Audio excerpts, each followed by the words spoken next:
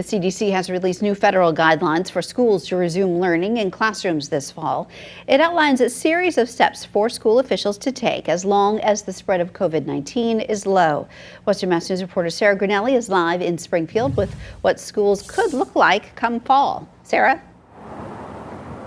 Beth, these are guidelines that state and local leaders can both look at to determine if they want to be used here in Massachusetts. Back to school could look a whole lot different this fall, with practices like social distancing being enforced due to the coronavirus. The Center for Disease Control released new guidelines for school districts, which have recorded low cases of COVID-19 in a three-step process. This is what a school day could look like if school officials and the state decide to follow the guidelines. Under the proposal, schools could have staggered drop-off times, limiting in-person contact.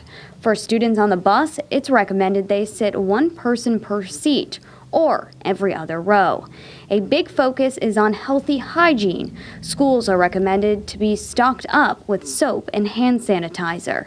Buses in schools are recommended to be thoroughly cleaned and plastered on the walls. The CDC suggests posters that show how to stop the spread of COVID-19.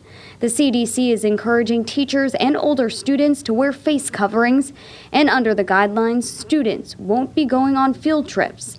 In the classroom, desks are recommended to be 6 feet apart, and when the bell rings for lunch, the CDC advises meals should be served in the classroom.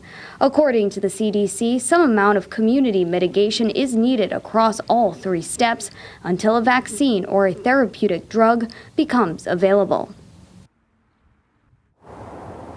Under the recommendations, if someone in a school does come down with COVID-19, the school could close for cleaning for 1 to 2 days. Live in Springfield, Sarah Grinelli, Western Mass News.